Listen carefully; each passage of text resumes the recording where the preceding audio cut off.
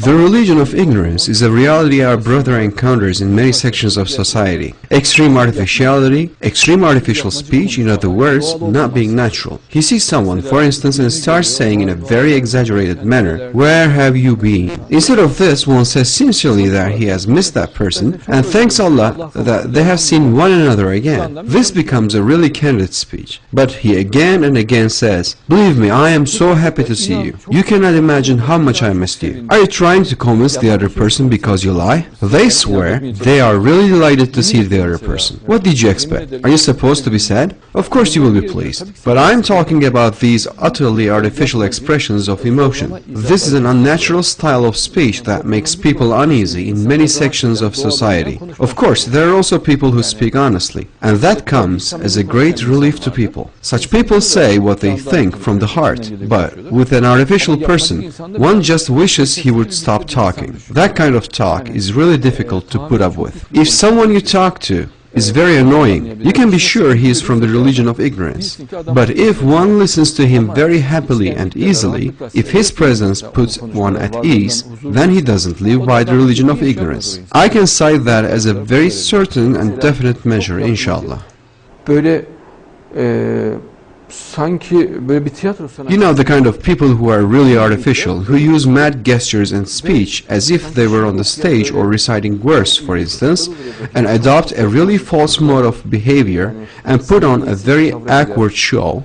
That is the kind of bizarre style people adopt while talking about religion.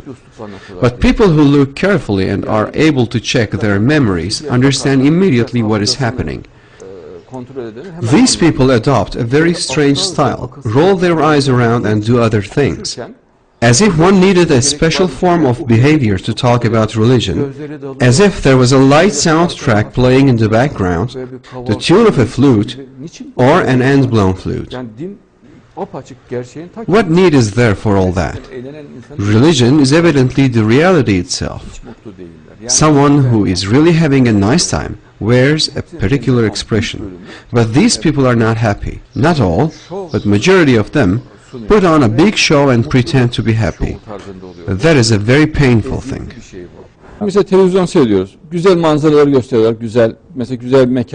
Now let's suppose you're watching the television and they show you delightful views with animals and plants that are very lovely, but two people are constantly talking.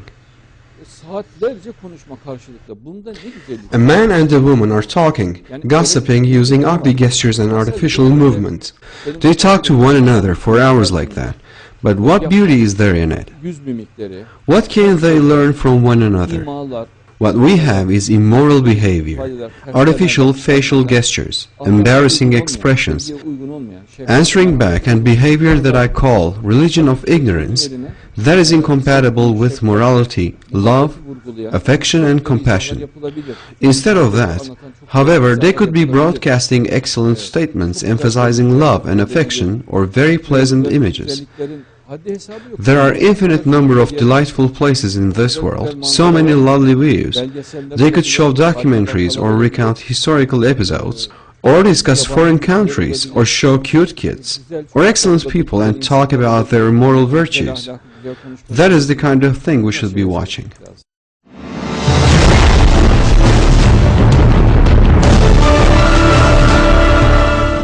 Materyalist, Darwinist düşünce otomatik olarak egoist ve bencil. Materialist, Darwinist thinking automatically brings with it egotistical and selfish state of mind. That is a philosophy of selfishness, a kind of who cares what happens to anyone else, so long as I am all right mentality develops. Egoism is a dreadful thing. It's really disturbing and oppressive. Selfish communities and selfish individuals. Because selfish working groups adopt a selfish approach, they always strive for their own self-interest. They therefore recognize no rules or bounds. They recognize no law and regard such feelings as beauty, love, compassion, and respect as surplus to requirements. That is why the current economic crisis is able to develop so strongly on such a foundation. Yet if people were to place their trust in Allah, if they saw the good in everything, if they watched out for their neighbor more than for themselves, if they adopted the fine words of the Prophet ﷺ, that he who lies down while his neighbor is hungry is not one of us, as their guiding principle, a very different environment would result. For instance, alms are not donated. People hardly donate alms. The fact is, however, Muslims protect the poor and do good deeds to people.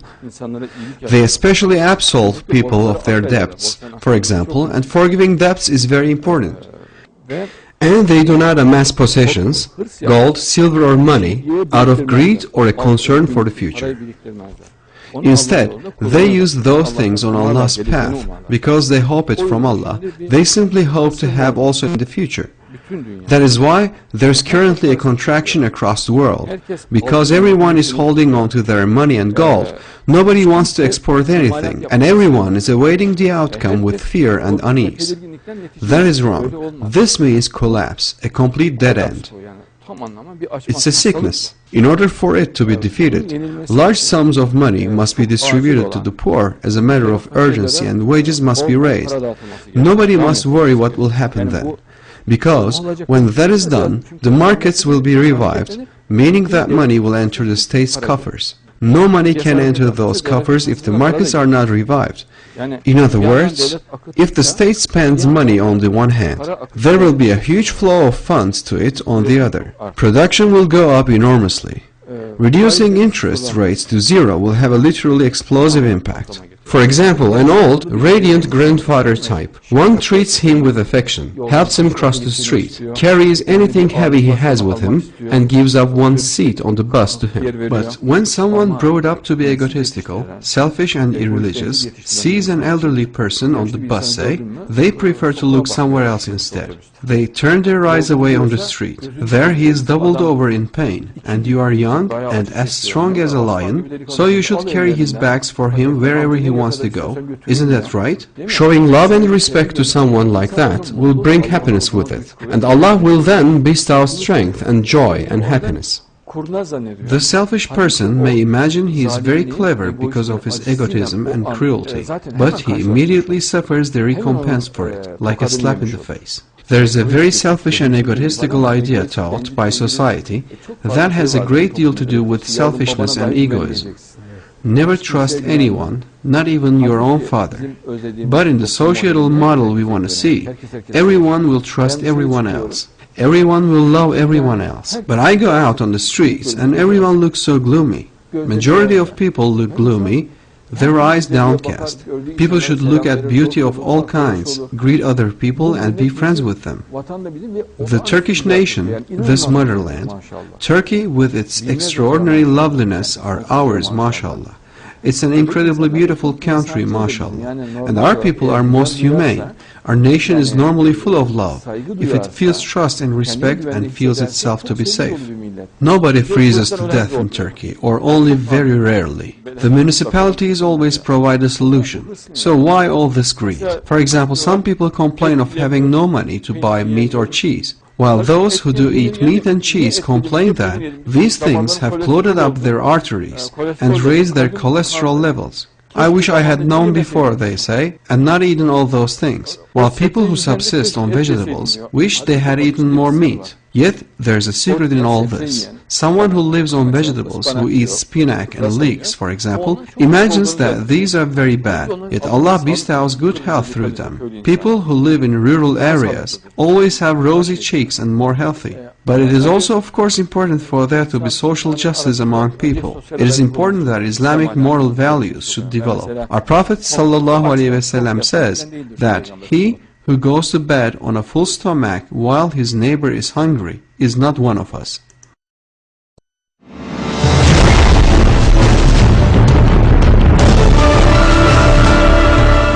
Romantik demek gerçekçi olmamak demektir. Evet. Yani being romantic means being unrealistic. We see this in male-female relations. Girls are more intelligent and realistic, but they are regarded as romantic, but it is really men who are romantic. I'm talking about the majority here, or those from a particular section of society. Girls deal with men like dealing with lunatics. You see fully grown, hairy great men weeping like babies. They cry and go down on bended knee and beg, write letters and light candles, like lunatics. This is really primitive behavior. They write letters, stain them up a bit, and say that came from their tears. It is hard to find the words to describe such people. A huge great man is left with no more sense than a plank of wood. But people are normally honest and genuine. When you look in someone's face, you want to see their true face, hear their real voice and real words, and learn their true ideas. But we see grown-up men behaving like films from the 1940s. Their movements slow down, they behave differently, their expressions are different, everything about them is artificial. Their tone of voice is artificial. They try to make others feel sorry for them. They walk around in the rain as it pours down on their heads just like lunatics. For one thing, romanticism is highly amusing. It is both very amusing and also terrible torment for people to pose like stage actors, play roles, hide their true faces, use entirely artificial gestures and facial expressions, and act a part with an artificial language and words, just as if they were on the stage. It is also very difficult to talk to such a person. I see that a great many people are artificial. A rational person fiercely avoids artificiality, but it is really disturbing to talk to and watch someone who is completely artificial. Some women also behave in that way toward men, and men behave in an artificial manner toward women. A great, big grown-up man will weep like a woman, behave really oddly, and speak sentimental words. And that really annoys and upsets the woman. A woman may engage in artificiality when she sees a man who is wealthy, even though she doesn't really like him at all, if he is reasonably attractive and has a car. She will say that she is completely smitten by him, that this is the first time such a thing has ever happened to her, and the poor thing will be taken in and shortly made to do all her bidding. For example, there is a real plant, a violet say, and an artificial violet. The latter is sold and made of plastic. People use artificial plants in a great many places. In other words, they try to imitate the real violet. They try to imitate the real love, to do something concerning love in the same way as a stage actor. But the person involved immediately realizes the true state of affairs, and when you ask her why she loves him, she will say for his car, home, or good looks. So there is clearly nothing there resembling love, because it is obvious that when he loses his looks, when something happens to them, she will hate him and immediately leave him. So why bother with all the acting? But that is how they deceive some poor souls, and they believe it all.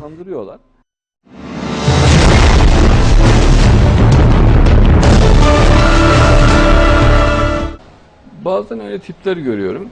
Yani hakikaten görgüsüz ve cahil ama I sometimes see some really bad-mannered and ignorant people with rings in their ears, razored hair, t-shirts, talking loudly in the latest slang.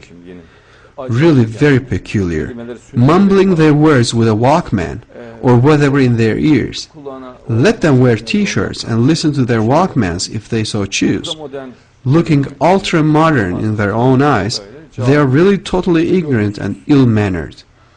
It is none of my business how they shave their heads. If that is what they want, let them. But it's really primitive of them to imagine that this is modern. Because being contemporary means being full of love, compassionate and affectionate, modest, careful of what one says, realizing the importance of one's words, paying attention to cleanliness, not disturbing other people, loving everything created for the sake of its creator, being amazed by plants, flowers, children and all beauty, protecting such things, and seeing the intricate aspects of all. That environment will inevitably come about when people use all the means made available by Allah. For example, if one uses air conditioning and the television, it means that he is enjoying the requisites of the age.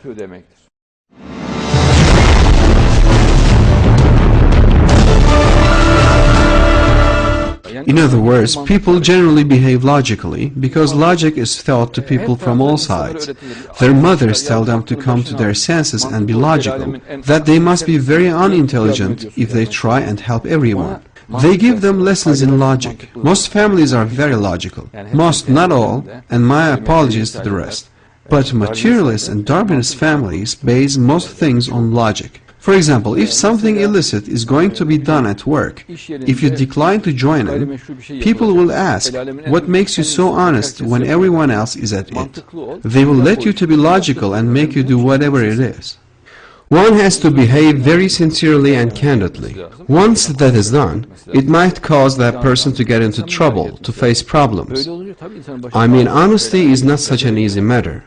It might cause a person a lot. I mean, the cost of dignity, decency, honor is high to pay. One should accept to pay for it.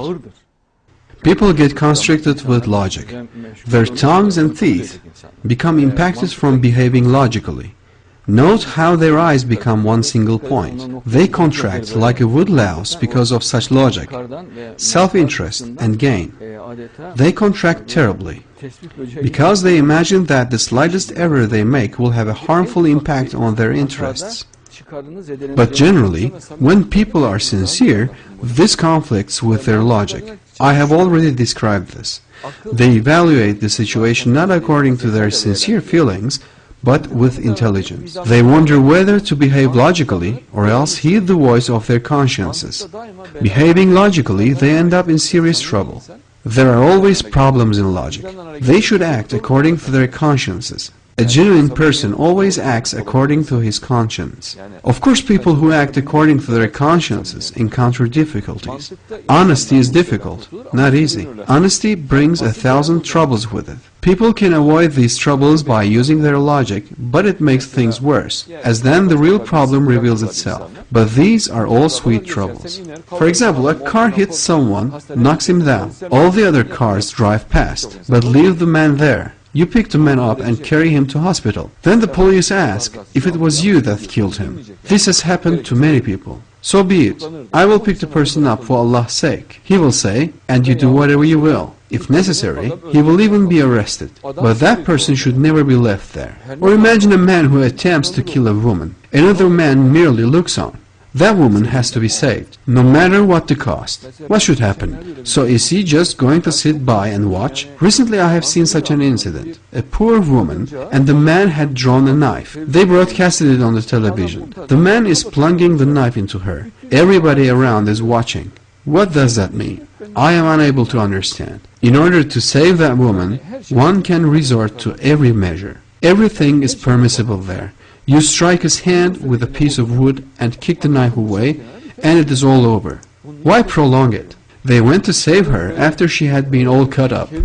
I saw it on the television. There were lots of people around, but nobody lifted a finger. What kind of harm can there be here? Can one just sit by and watch? Or one could move in quite politely and say, you want to tell him something. You can tell him that there's a truth you want to say. This is all very reasonable. And then, watching over his moment of heedlessness, you can move in and take the knife from his hand. What meaning is there in that poor woman being all cut up? So many similar incidents take place. Why? Because people prefer logic to good conscience. Worldly desires and self-interest, acting in the light of logic, cloud a person's reason. For example, one wants to help a poor person, but logic says if you give him money, you will be impoverishing yourself. So it is best not to give him any. He may say, I will behave logically and doesn't hand over the money. He then spends that money to cover his treatment costs in a hospital. But still he thinks he did the right thing, and it was just as well he did not give it away before. He uses logic there, in other words.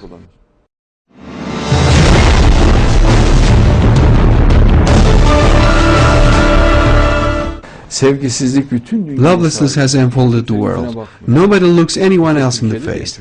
And this is not the case only in Turkey. There is a wide-ranging lovelessness in Turkey. Anatolia is fine. But people in big cities such as Istanbul, Izmir and Ankara are more strangers to one another. But in smaller places, in villages, there is of course a warmer and friendlier environment. But abroad, even in villages and small towns, people are strangers to one another.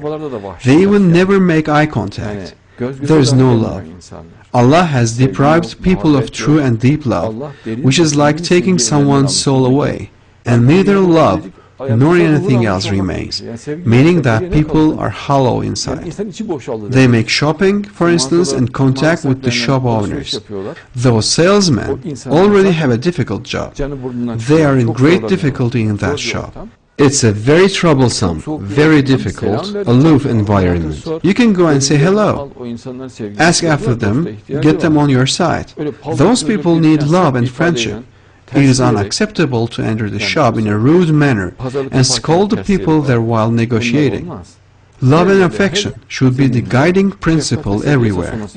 Şimdi insanın kalbinde Allah aşkı olmayınca Allah aşkıyla etrafa bakamıyor. Allah aşkıyla bakamayınca tutkuyu ve sevgiyi kaybediyor. İçindeki o muazzam gücü kaybediyor.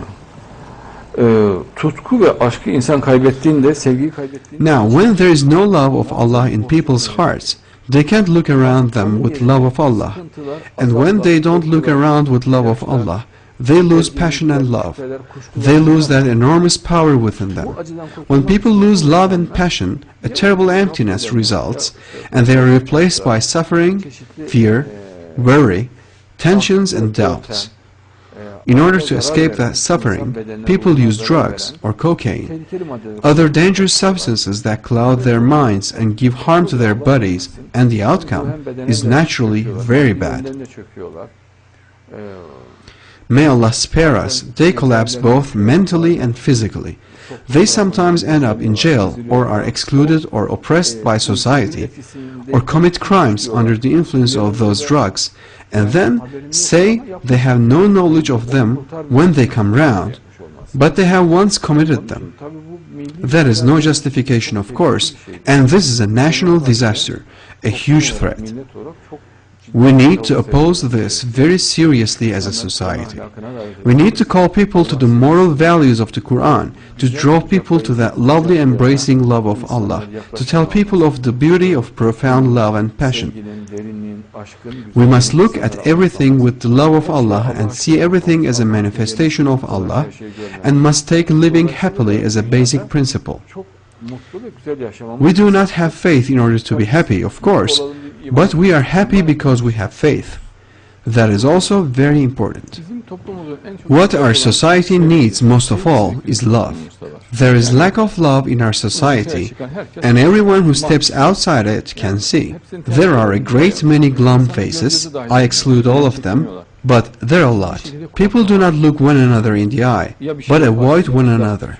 A real fear rules. They avoid looking at one another out of a fear of the other asking what they are looking at, or giving them harm or something like that. Their soul's ability to delight in beauty has also declined. Or some people have very little of that left, and it is even disappearing entirely. We need to be good role models here, ensure that our nation and society love one another, cause them to feel love, affection, compassion and forgiveness, bestow a feeling of union and unity on them, and give them a sense of security. We need to trust people, and not be searched from tip to toe when we enter a shop, as if we were entering a prison.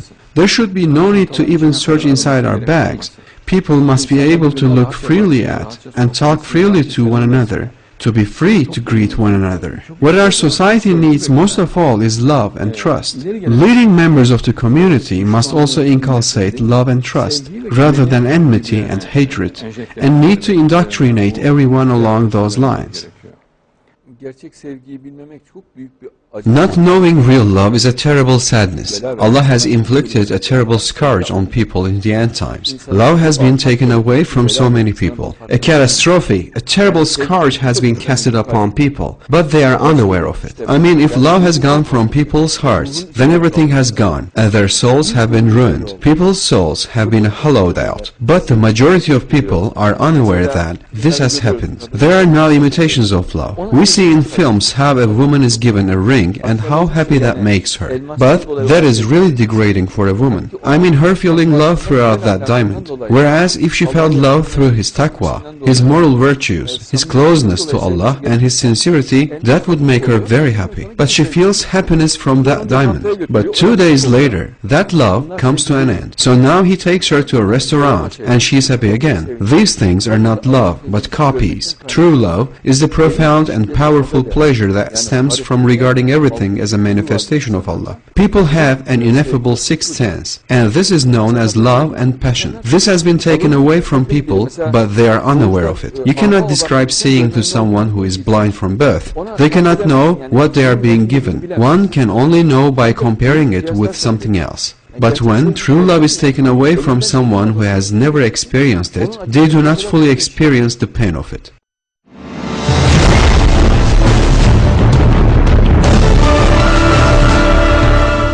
There are some people who protect stray dogs on the streets and take them home, but who throw their own old people out on those same streets. They see children going hungry and do nothing about it, but who are really protective when it comes to a dog. When you ask, they say that they are very pure of heart, which is why they are so protective.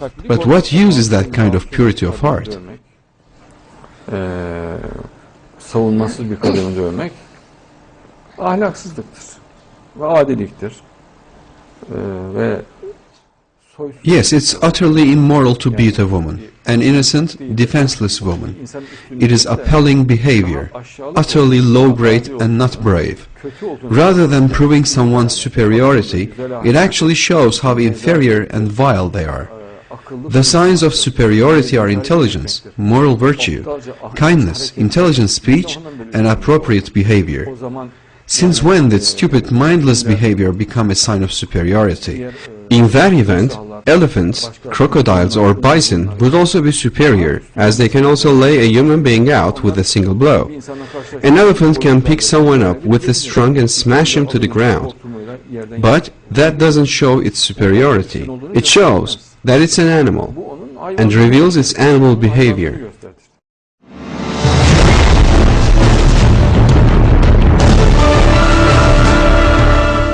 But other people have money, food, and drink and wealth.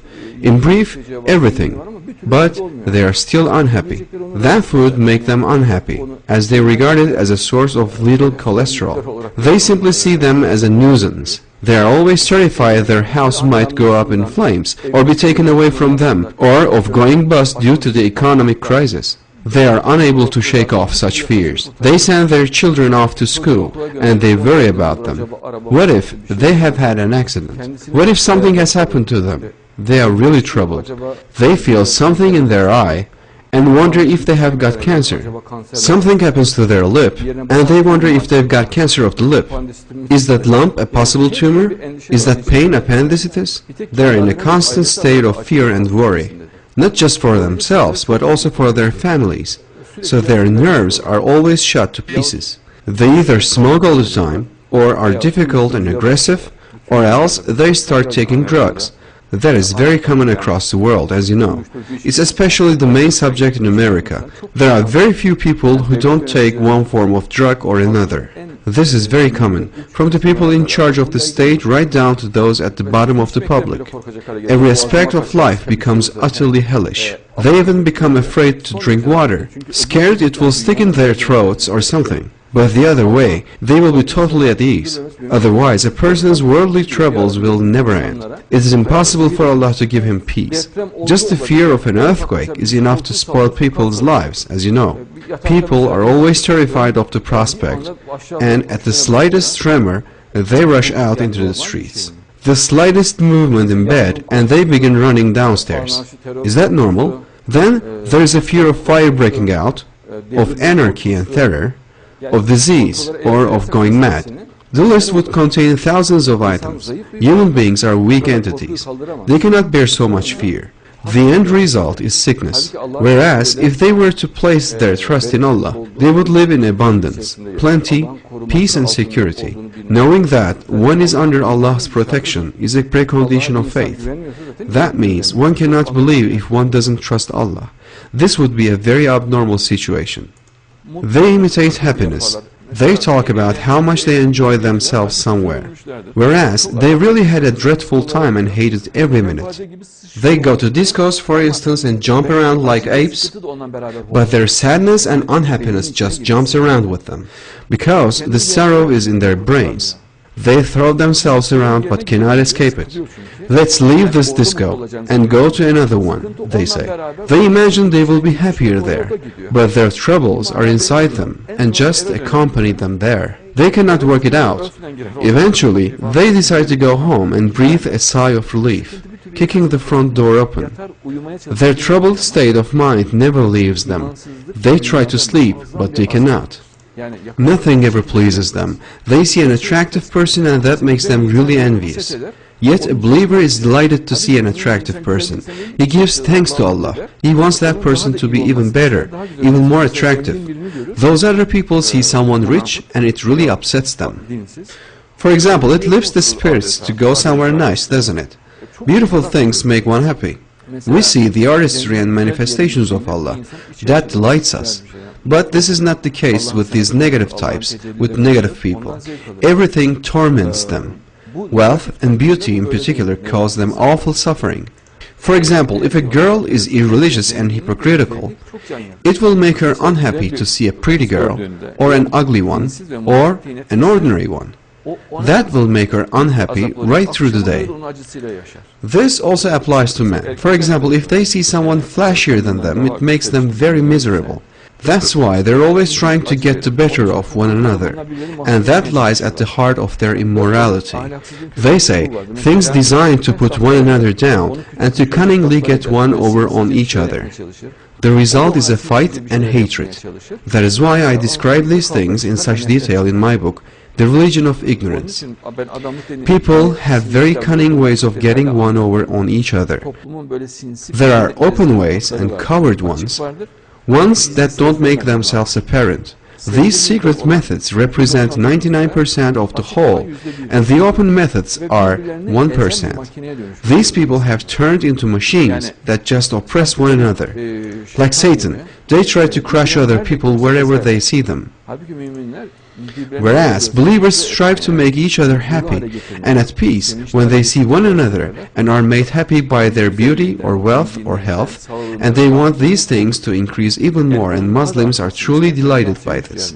There are some people who are constantly afflicted by a fear of cancer. The slightest thing, and they imagine they must have cancer of the brain or leukemia. They keep checking their lymph glands or necks. They check their bodies. What a dreadful life. Then they worry about the possibility of earthquakes or war or famine. Is logic the reason behind their worries? Logic, of course. They think they are being very rational. They say they are thinking of the future. They imagine they are very on the ball. But if they are so on the ball, how come they are in such a dreadful state? Why are you suffering so much? Don't they think? They live with the suffering that comes from not placing one's trust in Allah. For example, they may earn a lot of money, but they always worry about what if the checks stop coming? What if they cannot make more money? What if their factory goes bust? What if someone stretches their car? Or will the children come back safe from school? What if a car hits them? Yet that person will still think he is the cleverest person in the world. Even he has closed-circuit cameras installed to keep an eye on his children. There are cameras everywhere. That is really difficult, a really difficult life.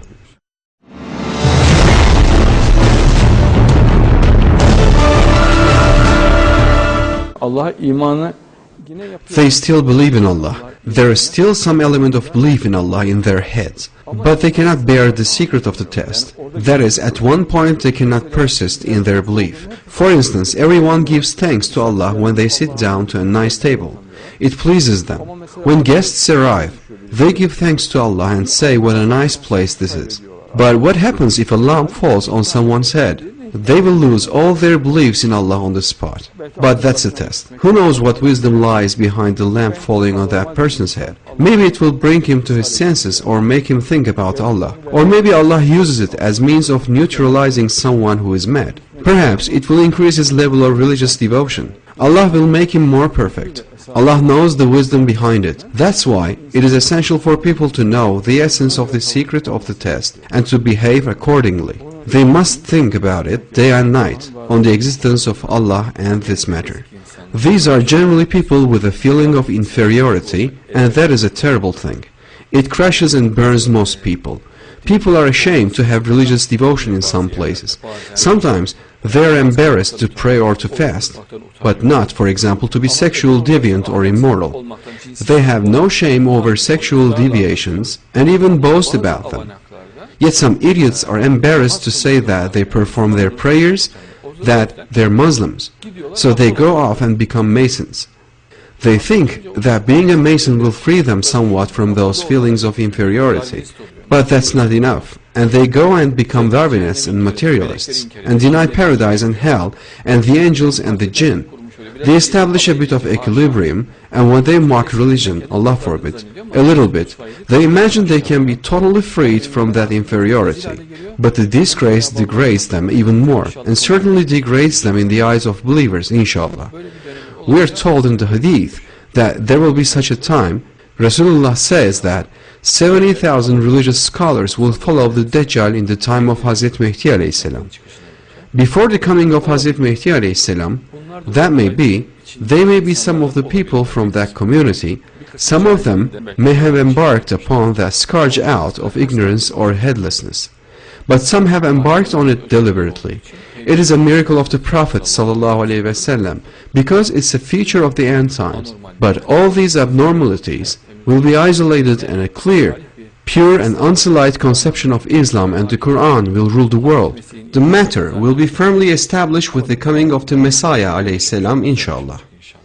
Çocuklara dini anlatırken tabii böyle gerici ve tutucu insanların uslubuyla. When they tell children about the religion, they do so using a very backward and conservative language and mindset. And that is very terrible. It's not the religion at all. It's an unbelievable scourge, what they describe using such terrifying, restrictive, unhealthy and improper language.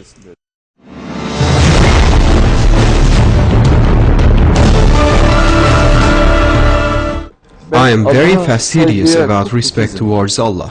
For example, when talking about Allah, may He forbid, some people use a very shameless and sometimes even hypocritical style that is improper with respect to religion. It amazes me. They even make jokes about religious matters, jokes about the hereafter, paradise, and hell and the angels. They laugh about them with other people. I believe people making such offensive jokes should be immediately humiliated, made ashamed, and sent to the right about if necessary. Because this is a terrible rudeness and lack of good conscience. It's the most barefaced effrontery to make jokes about Allah and religion, and the most terrible hypocrisy. They also tell a great many jokes about religion. That is very widespread. It's a disgrace, a sin, and utterly vile, and will attract a terrible response. They should avoid that at all costs. It entertains nobody and makes Muslims very uneasy. It wounds Muslims and is a vile thing to be fiercely